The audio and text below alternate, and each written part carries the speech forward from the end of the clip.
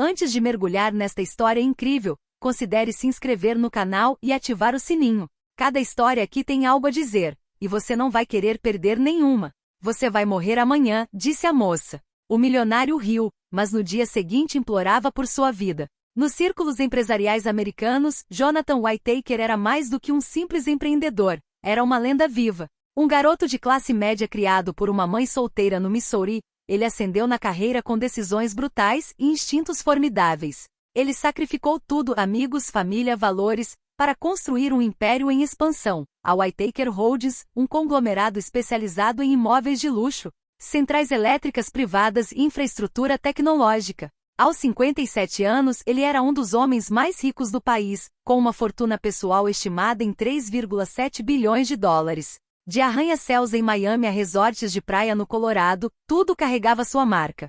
Revistas de negócios o aclamavam como um visionário, investidores o viam como um fenômeno, mas nos corredores de suas empresas, os funcionários o chamavam de um muro, por sua frieza implacável. Seus concorrentes o odiavam, não por ser imoral, mas porque sempre vencia. Jonathan, por outro lado, não sentia remorso nem dúvida. Acreditava que só os fortes sobrevivem, que a bondade é um luxo para os fracos. Não rezava, nunca duvidava e, acima de tudo, não acreditava em nada além de si mesmo. Aos seus olhos, estava acima da lei, dos pobres, da moral, e até mesmo do destino. Foi com esse espírito repleto de arrogância e certeza, que ele chegou a uma pequena cidade na Carolina do Sul, Florence. Uma vila pacífica aninhada entre florestas de pinheiros e rios tranquilos. Ele tinha acabado de comprar um terreno antigo e esquecido. O antigo orfanato St. Mary's Home, abandonado há décadas.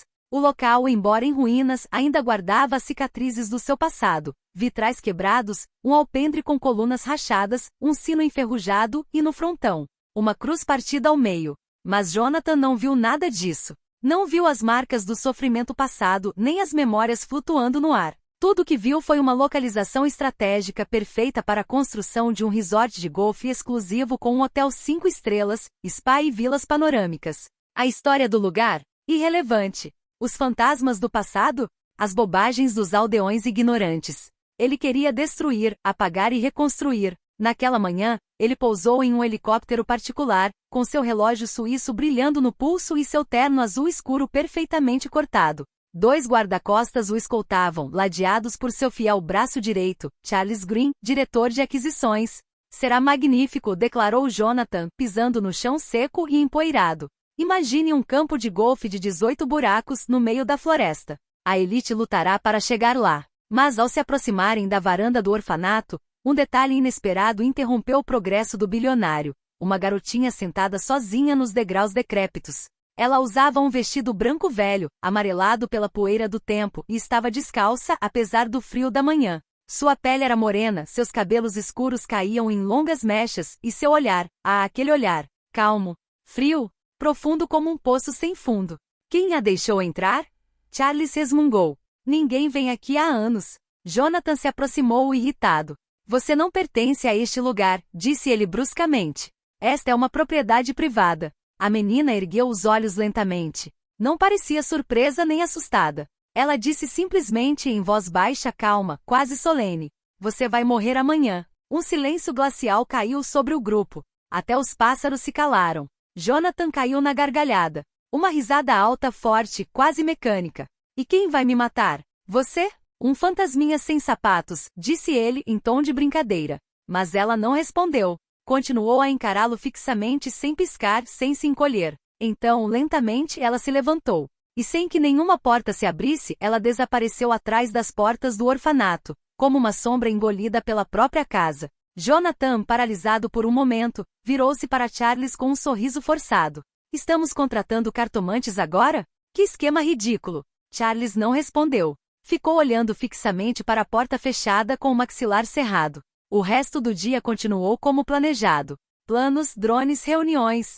Mas naquela noite Jonathan não dormiu. Ele sentiu algo mudar. Em seu peito. No ar ao seu redor. Uma sensação da qual não conseguia se livrar. E pela primeira vez em muito tempo, ele estava assustado. Em sua ampla casa em Charleston, uma mansão em estilo colonial às margens tranquilas do rio Ashley, Jonathan Whittaker não conseguia dormir. Na mesma noite de sua visita ao orfanato, Algo dentro dele se despedaçou, uma certeza, uma estabilidade invisível mas essencial, a de sua onipotência. As paredes do seu quarto, antes reconfortantes, de repente pareceram encará-lo. O tic-tac silencioso do relógio antigo ecoava como um batimento cardíaco distorcido. E quando ele finalmente fechou os olhos, não foi o descanso que lhe sobreveio, mas o horror. Crianças? Ele sonhou com crianças.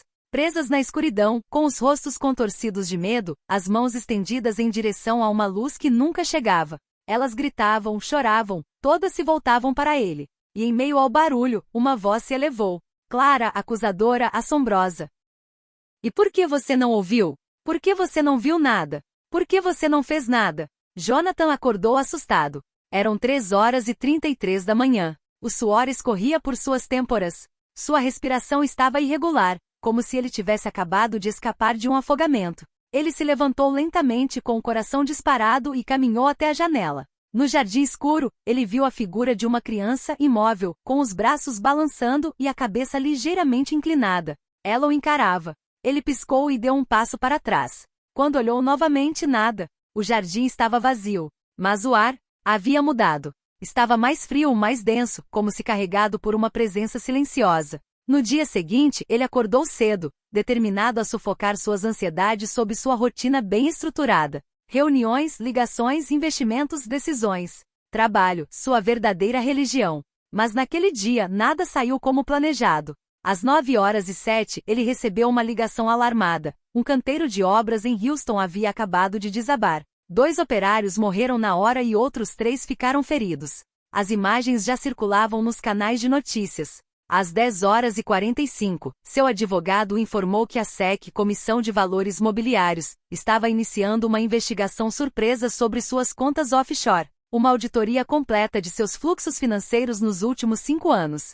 Às 11h18, ele recebeu um e-mail ríspido e mordaz. O CEO da Whitaker Energy, sua maior subsidiária, havia renunciado em grande estilo, acusando-o publicamente de práticas ilegais e de ocultar riscos ambientais. Jonathan sentiu o chão ceder. Ele, o homem inabalável, o titã da indústria, acabará de sofrer 3 golpes em menos de 3 horas. Ele ficou sozinho em seu escritório por um momento, com as mãos tremendo. Então, sem contar a ninguém, pegou seu carro e voltou para o orfanato. Chegou por volta do meio-dia com o céu nublado lançando uma luz cinzenta sobre o velho prédio. Desceu lentamente sozinho, sem guarda, sem assistente. Em frente à escadaria onde vira a moça no dia anterior, gritou com uma voz menos arrogante do que antes. Pequena, eu sei que você está aqui. Escuta. Se isso é uma piada, é de muito mau gosto. Mas se for outra coisa, algo que eu preciso entender, estou pronta para ouvir. O vento soprou suavemente. E naquela brisa leve, ergueu-se o riso de uma criança. Distante, mas distinto. Depois outro. Depois vários. Como um eco vindo das próprias paredes do prédio. Jonathan deu um passo para trás, paralisado. Seu olhar pousou nas janelas do segundo andar. Pensou ter visto um rosto fugaz. Negro, sem pupilas. Depois, nada. Naquela noite, sem conseguir dormir, ele começou a pesquisar os arquivos da cidade, em um banco de dados obscuro, acessível apenas com acesso profissional. Foi lá que ele encontrou um artigo amarelado de 1984, preservado digitalmente pelo jornal local Sentinela de Florença. O título, simples mas assustador, o atingiu como um soco. Incêndio trágico no lar de Santa Maria. 10 crianças morrem nas chamas. O artigo relatava um evento ocorrido em dezembro de 1984. Um incêndio inexplicável destruiu a ala norte do orfanato durante a noite. Apesar da intervenção tardia dos bombeiros, 10 crianças de 5 a 12 anos ficaram presas em seus dormitórios e morreram. O mais estranho? Nenhuma ação judicial. O caso foi abafado e arquivado. O estabelecimento foi fechado definitivamente. E um ano depois, as ruínas foram vendidas para uma empresa iniciante chamada JW Enterprises. Jonathan congelou.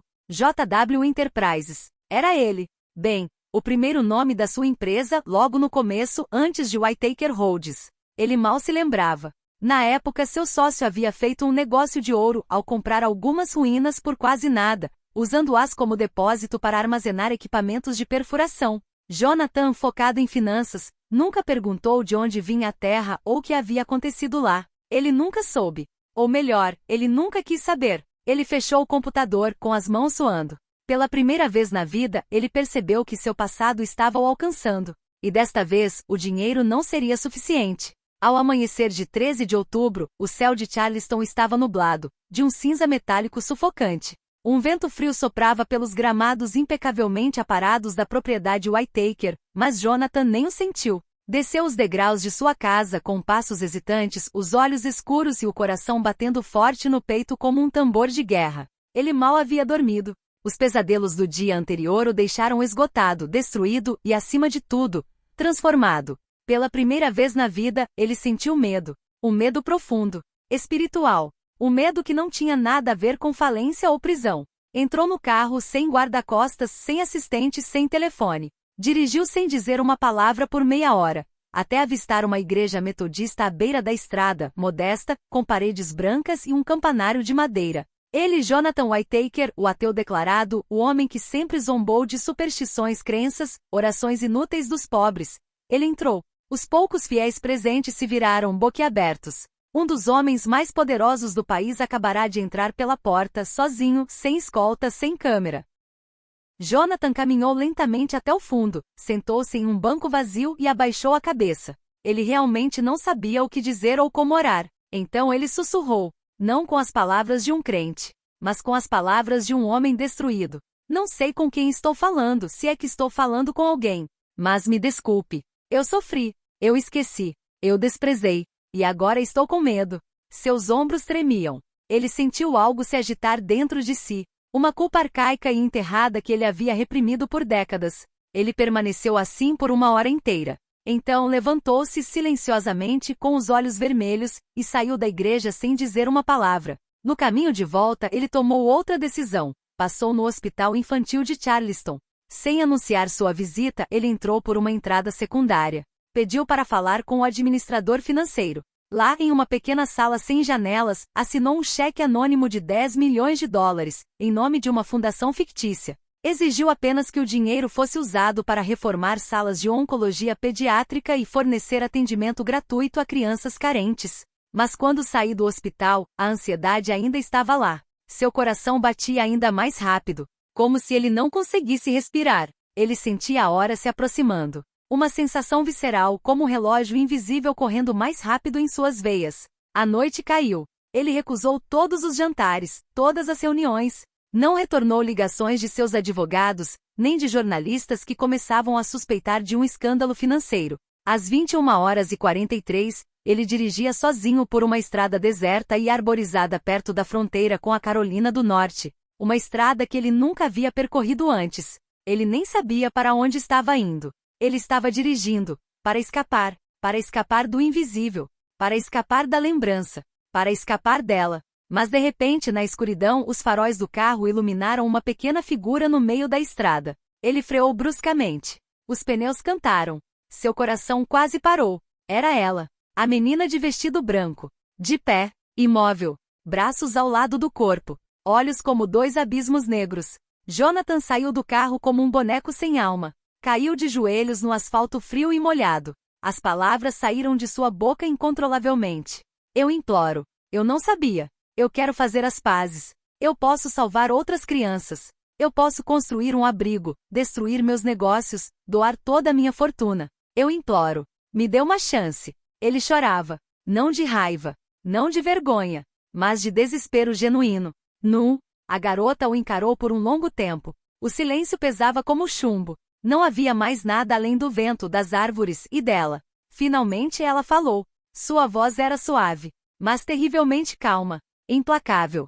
Você não entende. Você não tem medo da morte. Você tem medo de enfrentar o que ignorou. O verdadeiro castigo não é o fim. É sobre lembrar tarde demais. Ela estendeu a mão para ele. E naquele momento, o mundo pareceu congelar. O vento parou. Os ruídos cessaram. Le Temps suspende a respiração. Jonathan, ainda de joelhos, olhou lentamente para ela, com lágrimas escorrendo pelo seu rosto aflito. Ela sussurrou. Está na hora. E o silêncio o engoliu. Na manhã seguinte, ao nascer do sol, um caminhante matinal caminhava pela tranquila margem do lago Hartwell, não muito longe da floresta. Ele viera, como de costume, para passear com seu velho cachorro, sem suspeitar que aquela manhã ficaria gravada em sua memória para sempre. Ao se aproximar do estacionamento pela trilha, notou um sedã preto de luxo, com o motor ainda ronronando, os faróis fracamente acesos, embaçados pelo frio da madrugada. Intrigado, aproximou-se. A cabine estava fechada, mas através da janela ele conseguia distinguir uma figura imóvel no banco do motorista.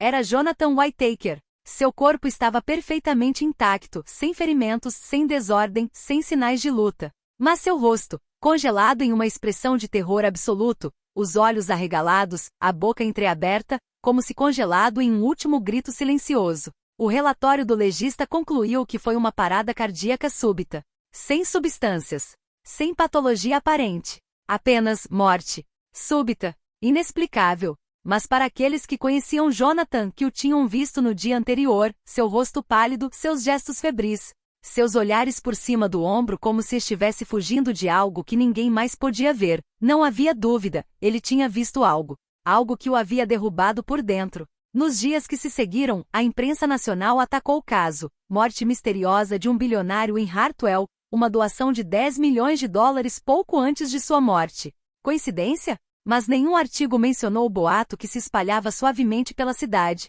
como uma brisa fria entre as árvores. Eles estavam falando de uma garotinha, uma criança que aparecia para os poderosos, para os corruptos, para os destruidores da inocência. Uma criança com olhos escuros e profundos, um olhar antigo demais para seu rosto jovem. Os mais velhos da vizinhança diziam que ela era o aviso final, uma mão estendida aos orgulhosos.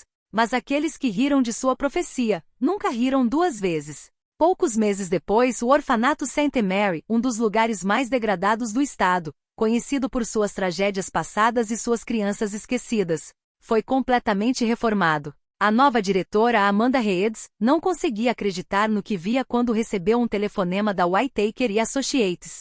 A Whittaker Child Hope Foundation, criada discretamente nas últimas horas de Jonathan, havia acabado de comprometer uma doação permanente de 75 milhões de dólares para renovar, manter e expandir a instituição. As crianças foram acolhidas em ambientes coloridos e acolhedores. Uma biblioteca, uma sala de música, um jardim terapêutico, e educadores treinados e atenciosos. Na entrada do foyer, discretamente colocada na parede de pedra recentemente reformada, uma sóbria placa de latão, gravada em letras elegantes. A riqueza Evance esquece os corações partidos. Ninguém sabe ao certo se Jonathan tinha medo de morrer ou se estava simplesmente imerso naquilo que havia ignorado por muito tempo, as consequências da indiferença, a marca deixada pelas escolhas. Mas uma coisa é certa, desde aquele dia na cidade, toda vez que um homem de poder passa perto do lago Hartwell, ele diminui o ritmo e olha pelo espelho retrovisor. Às vezes, pouco antes da neblina subir, alguns dizem que a viram.